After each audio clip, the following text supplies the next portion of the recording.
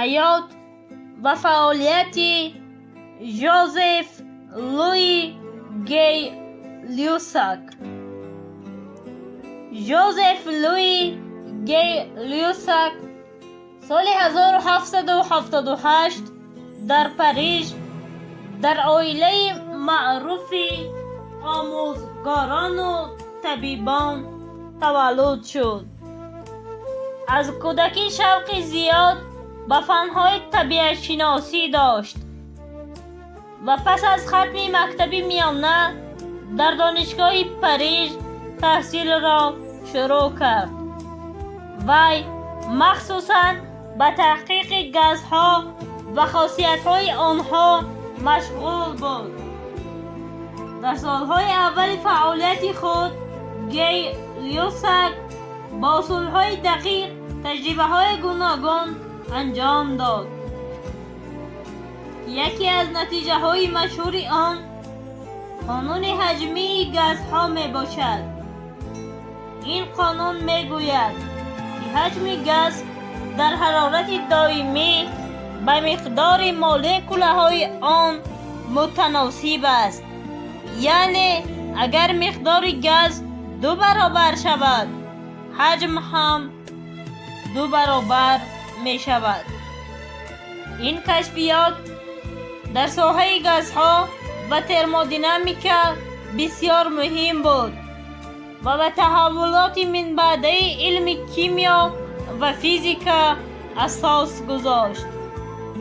غیر از آن گی لیوساک در تحقیقات ریاکسی‌های شیمیایی و خاصیت‌های گوناگون ماده ها نیز کارهای مهم انجام داد.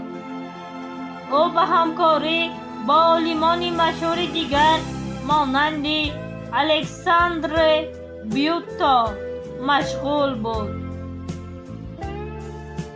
مشاهده و کشف قانون‌های حجم گازها، تحقیقات تأثیر حرارت بر حجم گازها، آموختن خاصیت‌های کیمیایی و فیزیکی ماده‌ها، تأسیس اصول‌های دقیق چینک و تجربه‌های علمی به قلم او تعلق داشت. عضو اکادمی علم‌های فرانسه با چندین جایزه و اعتراف بین المللی سرفراز گردیده بود.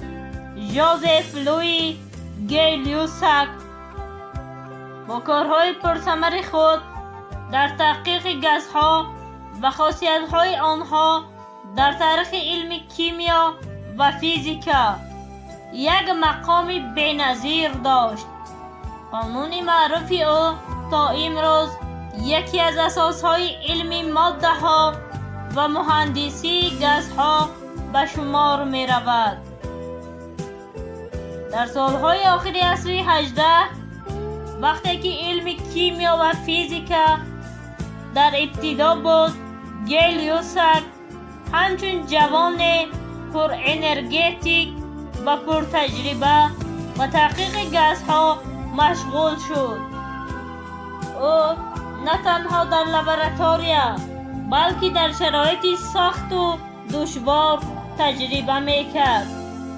یک بار او با خواهش آشکار کردن خصوصیت‌های گازها در محیط واقعی خود شخصاً با یک بالون خرد هوایی که با گاز پر کرده شده بود سوار شد و در بلندی زیاد پرواز کرد.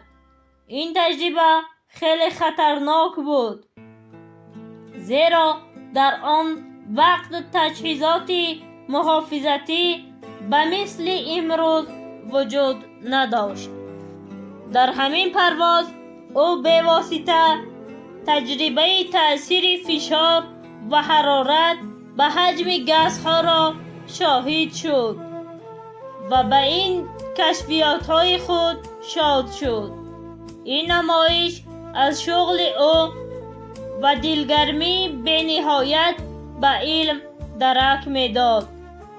انسانیت با شرافت جسارت و معرفت پرستی عالمان مثل گی لیوساک امروز با قانون‌های مهم طبیعت شناس است که در ساحه صنعت، طب و تکنولوژی معاصر استفاده می شود.